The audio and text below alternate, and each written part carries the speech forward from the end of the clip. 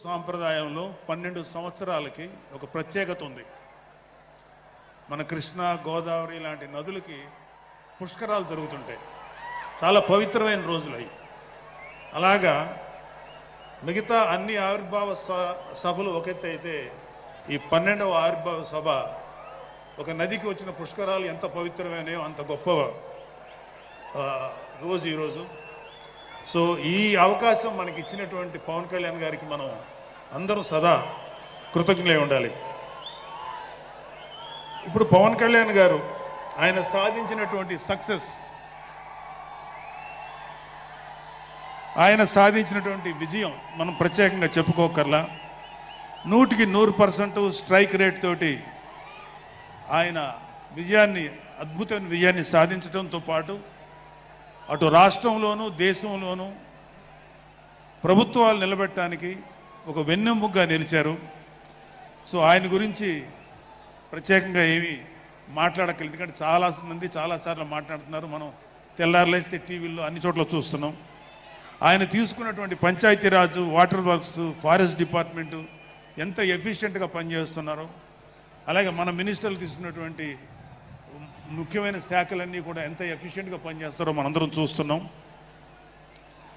So స్పెసిఫిక్గా కళ్యాణ్ బాబు గారు ఎంత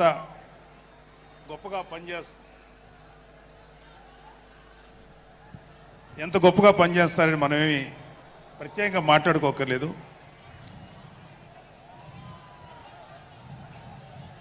సో అయితే ఎన్ని మాట్లాడినా ఒక విషయం అయితే మనం మాట్లాడుకోవాలి. ఒక సినిమా స్క్రిప్ట్ కానీ, ఒక ఉపన్యాసం కానీ, దానికి కొన్ని లక్షణాలు ఉంటాయి. అంటే ప్రతి స్పీచ్లోనూ ఒక హీరో, అంటే ఒక సినిమాకి చెప్పిన ఒక హీరో, ఒక విలను, ఒక హీరోయిన్, ఒక హాస్యగాడు, ఇలా ఉంటారు. సో మనం వైసీపీ హాస్యగాళ్ళ గురించి చెప్పుకోకుండా ఈ స్పీచ్ని ఎండ్ చేయలేం. ఎందుకంటే జగన్ లాంటి హాస్యనటుడు కనే కళల గురించి మీకు చెప్పాలి. ఆయన ఎలక్షన్స్ అయిపోక ముందు నిద్రలోకి వెళ్ళారు. ఇప్పటికి నిద్ర లేవాలి. అప్పుడప్పుడు నిద్రలో లేచి కలవరిస్తుంటారు. మొన్న కూడా ఒక మాట చూశారు. కళ్ళు మూసి తెరిచేలోగా 9 నెలలు అయిపోయినాయి, ఇంకెంత, ఇంకాసారి కళ్ళు మూసి తెరిచేలోపుగా 5 ఏళ్ళు అయిపోతాయి, ఆ తర్వాత అధికారం మాదే అని ఆయన మాట్లాడుతుంటే అంతకన్నా ఏ హాస్యగాడు కూడా అంత అద్భుతంగా చేయలేడు. అంత అద్భుతంగా హాస్యం చూపిస్తున్నారు ఆయన. కానీ ఆయనకి నా సలహా ఏంటంటే, సార్ మీరు నిద్రలోనే ఉండండి, అప్పుడప్పుడు కలవరించండి, తప్పులేదు. ఇంకొక 20-30 ఏళ్ల తర్వాత మీరు కల్లో నుంచి బయటికి రండి, అప్పుడు దాకా మిమ్మల్ని ఎవ్వరూ డిస్టర్బ్ చేయరు. ఇది నాకు మనస్ఫూర్తిగా నేను మీకు ఇచ్చే సలహా. మీరు 20 ఏళ్ల తర్వాత మేలుకోండి, ఆ తర్వాత మీ ఇష్టం. మేమైతే 20 ఏళ్ల దాకా మిమ్మల్ని హ్యాపీగా పడుకోమనే సలహా ఇస్తున్నాం.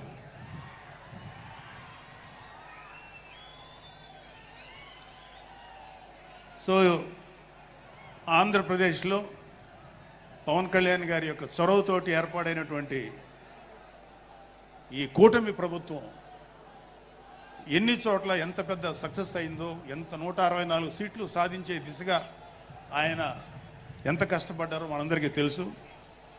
అయితే మా అదృష్టం ఏంటంటే ఇక్కడ పిఠాపురంలో జరుగుతుంది కాబట్టి పిఠాపురంలో ఎలక్షన్స్ ఎలా జరిగినాయో ఒక 2 మాటలు చెప్పకపోతే, నేను పిఠాపురంలో పనిచేసి పిఠాపురం అభిమానుల యొక్క అభిమానాన్ని చూరగొన్న పవన్ కళ్యాణ్ గారికి, అలాగే పిఠాపురం యొక్క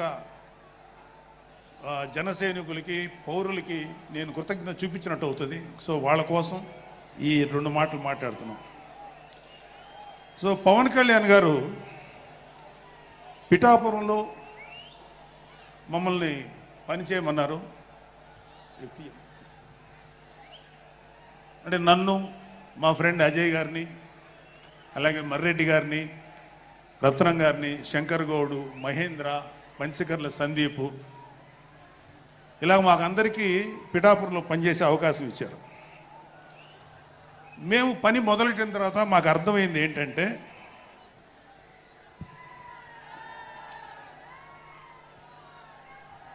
పవన్ కళ్యాణ్ గారికి ఆల్రెడీ ఇక్కడ విజయం ఖరారైంది. మనం ఓన్లీ పని చేస్తున్నట్టుగా ఉండడమే తప్ప మనం కొత్తగా చేయాల్సిన పని ఏమీ లేదు అని చెప్పి నాకు అర్థమైంది. నాకే కాదు మా అందరికీ అర్థమైంది. సో మేము దీన్ని ఎంత గొప్ప అదృష్టంగా తీసుకుంటున్నామంటే, పవన్ కళ్యాణ్ గారు మీరు పని చేసేటువంటి మేము ఇక్కడ ఏదో పని చేసాం అనే తృప్తి మాకు ఇవ్వటం కోసం ఆయన మమ్మల్ని అపాయింట్ చేశారు తప్ప ఆయన గెలుస్తారన్నది, ఆయన అఖండ విజయం సాధిస్తారని ఆయనకు ముందే తెలుసు. కానీ ఆ సాటిస్ఫాక్షన్ మాకు ఇవ్వడం కోసం మాకు ఈ అవకాశం ఇచ్చారు. అయితే అది మా అదృష్టంగానే ఫీల్ అవుతున్నాం. చంద్రుడికో నూలు పోగులాగా ఆయన పడిన కష్టానికి ఒక చిన్న పని చేసామనే తృప్తి అయితే మాత్రం మాకు నిజంగానే ఉంది. అయితే ఇక్కడ పిఠాపురంలో పవన్ కళ్యాణ్ గారు అఖండ విజయం సాధించడానికి 2 ఫ్యాక్టర్స్, 2 ఇంపార్టెంట్ ఫ్యాక్టర్స్. ఒకటి మన ప్రెసిడెంట్ జనసేనాని పవన్ కళ్యాణ్ గారు అయితే, రెండో ఫ్యాక్టర్, నాటి వ్యక్తి ఫ్యాక్టర్ పిఠాపురం జన సైనికులు, పిఠాపురం పౌరులు, పిఠాపురం ఓటర్స్. వీళ్ళిద్దరూ లేకపోతే మేము ఏమి చేసినా ఏం ఉపయోగం లేదు. సో మాలో ఇంకెవరైనా సరే పవన్ కళ్యాణ్ గారి విజయానికి నేనే దోహదపడ్డాను అని ఎవరన్నా అనుకుంటే అది వారి కర్మ, అంతకంటే ఏం చేయలేం.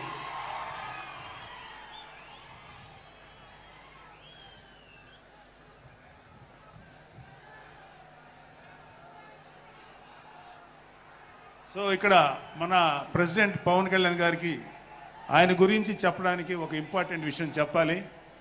అది ఏంటంటే, మొన్న ఈ మధ్యన మా అమ్మగారితో మాట్లాడుతున్నప్పుడు మా కళ్యాణ్ బాబు గురించి ఒక మాట వచ్చింది. యాక్చువల్గా ఇక్కడ నేను ఒక అన్నగా మాట్లాడకూడదు, కానీ నేను ఒక పార్టీ జనరల్ సెక్రటరీగా మాట్లాడాల్సి వచ్చినా కూడా ఒక అన్నగా ఈ ఒక్క విషయం నేను చొరవ తీసుకుని మాట్లాడాలి. సో మా అమ్మని అడిగాను, అంటే ఆవిడ నాతో చాలా ఫ్రెండ్లీగా ఉంటుంది. ఆవిడని అడిగా, ఏదో మాటల్లో వచ్చింది, అమ్మ మమ్మల్ని అంటే ఏ తల్లి అయినా ఒక ఆడతల్లి ఒక స్త్రీమూర్తి బిడ్డను కనేటప్పుడు చాలా నొప్పులు పడుతుంది, అదొక పునర్జన్మ అంటారు. అలాంటిది నేను మా అమ్మని అడిగా, నేను పుట్టినప్పుడు ఏమన్నా పెయిన్స్ అనుభవించావమ్మా అని.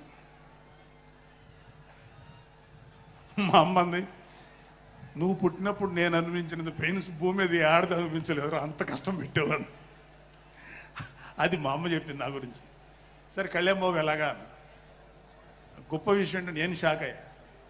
వాడు పుట్టినప్పుడు నాకు పెయిన్ అనేది కొంచెం కూడా తెలియదురా, అలాగా నాకు పెయిన్ లేకుండా పెయిన్ ఇవ్వకుండా పుట్టాడు. ఈ విషయం నేను కొంచెం షాక్ అయ్యా. అదేంటమ్మా కనీసం పెయిన్స్ ఉంటాయి కదా, ఏమోరా నాకు ఏమాత్రం పెయిన్ తెలియకుండా పుట్టాడని. సో నేను ఏమంటానంటే, పుట్టేటప్పుడు కన్న తల్లికి కూడా ఏమాత్రం నొప్పి బాధ ఇవ్వకుండా పుట్టిన పవన్ కళ్యాణ్ లాంటోడు, అలాంటి నాయకుడు ఈ కూటమి భాగస్వామ్యంలో ఉప ముఖ్యమంత్రిగా ఉన్న నాయకుడు ప్రజలకి ఎందుకు బాధలు రానిస్తాడు? వాళ్ళకి ఏ బాధలు కష్టాలు రాకుండా గుండెల్లో పెట్టుకొని చూసుకుంటాడు. అది మనం కళ్ళారా ఈరోజు చూస్తున్నాం. ఇప్పుడు మనం చూస్తున్నది ఆవగింజలో అరవంతు మాత్రమే. కూటమి భాగస్వామ్యంలో పవన్ కళ్యాణ్ గారి భాగస్వామ్యంలో జరుగుతున్న కూటమి ప్రభుత్వం పరిపాలన ఆవగింజల అరశాతమే. ఇంకా చాలా ఉంది. ఇప్పుడు చూస్తుంది just tip of the iceberg. అద్భుతమైన పరిపాలన మనకు రాబోతుంది. రాబోయే 20 ఏళ్లలో ఆంధ్రప్రదేశ్ ఒక స్వర్ణయుగం చూడబోతుంది. ఎందుకంటే ఎప్పుడో స్వాతంత్రం రోజుల్లో కొంతమంది మహానుభావులు పుట్టారు. అలాంటి వ్యక్తి ఈరోజు పుట్టడం, ఈరోజు మన ముందు ఉండటం మన అదృష్టం. అలాంటి వ్యక్తి దగ్గర పని చేయడానికి ఇగో ఈ స్టేజ్ మీద ఉన్న ప్రతి ఒక్కళ్ళం గర్వంగా ఫీల్ అవుతున్నాం. మాకు పదవులు వచ్చినా రాకపోయినా ఆయనకు సేవ చేస్తాం. నేనేమంటానంటే మీరందరూ తెలుసుకోవాల్సింది, మీరు పవన్ కళ్యాణ్ అంత గొప్పవాడు కండి, తప్పులేదు. రాకపోతే అంతగా అవ్వలేకపోతే ఒక గొప్పవాడికి అనుచరుడిగా మారండి, ఏదైనా మంచిదే. నేను ఆ పని చేశాను. రెండో పని, పవన్ కళ్యాణ్ గారు అంత గొప్పగా నేను అయ్యే దమ్ము లేదు, కానీ ఆయనకి అనుచరుడిగా మాత్రం నాకు అవకాశం ఇచ్చారు. అది నేను చాలా సంతోషపడుతాను. ఎందుకంటే ఇవాళ కళ్యాణ్ బాబు లాంటి వ్యక్తి, ఇక్కడ ఉన్నటువంటి మా నాయకులు ఎవరైనా సరే, మేము చూస్తున్నది కేవలం ఒక జనరేషన్ కాదు, రాబోయే 3-4 జనరేషన్స్. అంటే మీరు, మీ పిల్లలు, మీ గ్రాండ్ చిల్డ్రన్ ఎంత మంచి ప్రపంచాన్ని చూడాలి, ఎంత మంచి జీవితాన్ని చూడాలి, ఎంత చక్కటి అవకాశాలు రావాలి అనేటువంటి ఆలోచనతోటే ముందుకెళ్తున్నాం. ఖచ్చితంగా రాబోయే 20 ఏళ్లలో ఇది జరిగి తీరుతుంది. పవన్ కళ్యాణ్ గారు ఒక జనరేషన్ కోసం కాదు, రాబోయే 2-3 జనరేషన్ల కోసం కూడా ఆలోచించగలిగేటువంటి గొప్ప నాయకుడు. ఇంకొక చిన్న విషయం ఏంటంటే, నాకు ఎమ్మెల్సీగా అవకాశం ఇచ్చినటువంటి మన ప్రెసిడెంట్ పవన్ కళ్యాణ్ గారికి నా హృదయపూర్వక కృతజ్ఞతలు. అలాగే నేను ఎమ్మెల్సీ కావటానికి నన్ను ప్రోత్సహించినటువంటి వ్యక్తులు, లేదా నేను ఎమ్మెల్సీగా ఉండాలని కోరుకున్న మీలాంటి ఎంతో అభిమానించే కార్యకర్తలు, అలాగే మా నాయకులు, ఆ రోజు నాకు సపోర్టుగా వచ్చినటువంటి మా నాయకులందరూ, మనోహర్ గారు, రామకృష్ణ గారు, విష్ణుకుమార్ రాజు గారు, లోకేష్ గారు, వీళ్ళందరికీ కూడా నా హృదయపూర్వక కృతజ్ఞతలు. అంటే దేవుడు అనేవాడు మనం అడిగితే వరాలు ఇస్తాడు, ఖచ్చితంగా వరాలు ఇస్తాడు. కానీ అడగకుండానే వరాలు ఇచ్చేవాడు పవన్ కళ్యాణ్. అతను ఏమని పిలవాలో మీరే డిసైడ్ చేసుకోండి. చివరగా ముఖ్యమైన విషయం ఏంటంటే, జనసేనకి ప్రాణవాయువు లాంటి వాళ్ళు కార్యకర్తలు, వీర మహిళలు, జన సైనికులు, అభిమానులు. నేను ఒక జన సైనికుడిని అని చెప్పుకోవటంలో ఉండే ప్రైడ్ నాకు ఇంకా ఏ విషయంలో రాదు. చాలా గర్వపడుతుంటాను. సో అలాంటి జన సైనికులకి, మీ అందరికీ మేమందరం అండగా ఉంటాం. ఏదైనా చిన్న చిన్న ఇబ్బందులు తలెత్తినా అవన్నీ సరిచేస్తాం. ఇంకొక విషయం ఏంటంటే, జనసేన పార్టీ ఒక్కటే మీరు ఒక కార్యకర్త స్థాయి నుంచి అత్యంత ఉన్నతమైన స్థాయికి చేరుకోగలిగేటువంటి డెమోక్రటిక్ వాల్యూస్ ఉన్నటువంటి పార్టీ జనసేన. కాబట్టి జనసేనలో ఉండండి, జనసేనని ప్రోత్సహించండి. మీకే కాదు, మీ బిడ్డలకు కాదు, మీ మనవాళ్ళకు కాదు, రాబోయే తరాలందరికీ జనసేన అండగా ఉంటుంది. మీ అందరికీ మేము ఫుల్ సపోర్ట్ చేస్తాం. మిమ్మల్ని అందరినీ గుండెల్లో పెట్టుకొని చూసుకుంటాం. ఎందుకంటే మా వెనకాల ఉన్నది ఒక శక్తి, దట్ ఈస్ పవన్ కళ్యాణ్. జై పవన్ కళ్యాణ్, జై జనసేన, జై హింద్. గౌరవనీయులు పార్టీ ప్రధాన కార్యదర్శి శ్రీ శిలకం మధుసూదన్ రెడ్డి గారు వారిని ప్రసంగించాల్సిందిగా మీ దగ్గర ఎదురు పొడియం.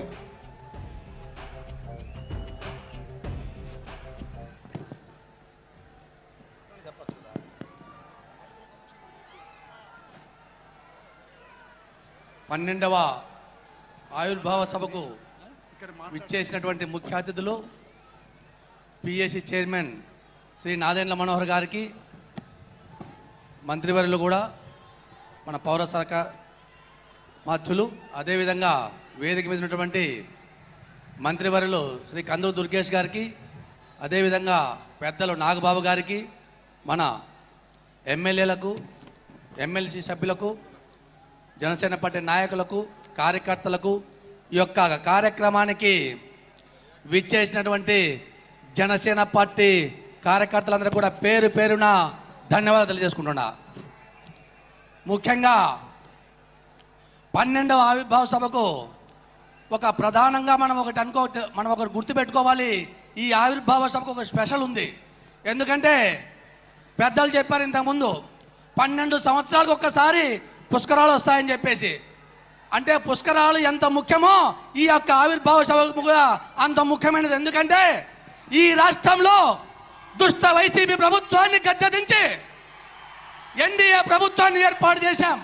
అది అందులో ముఖ్య భూమిక మన ఉప ముఖ్యమంత్రి వర్యులు శ్రీ పవన్ కళ్యాణ్ గారు పోషించారు. ఎందుకంటే ఈ రాష్ట్రంలో ఈ యొక్క దుష్ట వైసీపీ ప్రభుత్వాన్ని గద్దెదించేందుకు ఆయన దేశంలో బీజేపీ, తెలుగుదేశం, జనసేన పార్టీని ఏకతాటిపైకి తీసుకొచ్చి ఈ యొక్క వైసీపీని ఎదుర్కోవడం జరిగింది.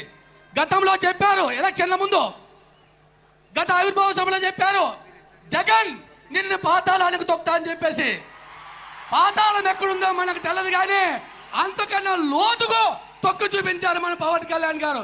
పవన్ కళ్యాణ్ గారు ఒక్కసారి చెప్తే దిమ్మ తిరిగే విధంగా చెప్తారని చెప్పేసి, అది చేసి చూపిస్తారని చెప్పేసి ఈ సభాముఖంగా తెలియజేస్తా ఉన్నా. జగన్ చెప్పేవాడు వై నాట్ 175 అని. ఒకటే గుర్తు పెట్టుకో జగన్మోహన్ రెడ్డి గారు, 151 ఉంటే మధ్యలో 5 లేసిపోయింది, ఆ ఒకటి ఈ ఒకటి నిలబడింది. అంటే 11 సీట్లు నిలబడ్డాయి నీకు. మళ్ళీ చెప్తా ఉన్నాం, ఈ జన సముద్రం చూస్తా ఉంటే వచ్చే ఎలక్షన్ లో ఆ పక్కన ఉన్నటువంటి ఒకటి కూడా లేచిపోతుంది, సింగిల్కి వస్తామని చెప్పేసి ఈ సభాముఖంగా తెలియజేస్తా ఉన్నా. ఒకటే చెప్తా ఉన్నాం, మన ఉప ముఖ్యమంత్రి పవన్ కళ్యాణ్ గారు జయం, ఈ రాష్ట్రాన్ని కాపాడుకోవాలి, ఈ తెలుగు ప్రజలను కాపాడుకోవాలి అనే ఏకైక లక్ష్యంతో ఆయన ఈ పార్టీని స్థాపించారు. ఇటువంటి మహానుభావుడికి, ఇటువంటి గొప్ప వ్యక్తికి తెలుగు ప్రజలు ఎక్కడున్నా దయచేసి ఆశీర్వదించాలని చెప్పేసి ఈ సభాముఖంగా కోరుతా ఉన్నా. బాబు జనసేన ఈ యొక్క అవకాశం ఇచ్చినటువంటి పెద్దలందరూ కూడా ధన్యవాదాలు తెలియజేసుకుంటూ సెలవు తీసుకుంటా ఉన్నా. థ్యాంక్ యూ అండి. తదుపరి కార్యక్రమం జనసేన పార్టీ వారితో మత్స్యకారుల తాలూకు ప్రయాణం అనేటువంటి దీనిపైన ప్రదర్శన ఇస్తా ఉన్నారు. శ్రేష్ఠ సాంగ్ ప్లీజ్. బాబా దిగండి అమ్మా. ప్రదర్శన అందరూ చూసి అది తిలకించవలసింది. కరెంట్ ఉంది దాంట్లో, మీరు దిగండి కిందకి. దయచేసి అక్కడ వాలంటీర్స్ తెంపండి కిందకి, వాళ్ళని దిగాలి మీరు కిందకి. అవి కరెంటు వైర్స్ ఉన్నాయి, దిగండి ప్లీజ్ దయచేసి. సాంగ్ ప్లే చేయండి.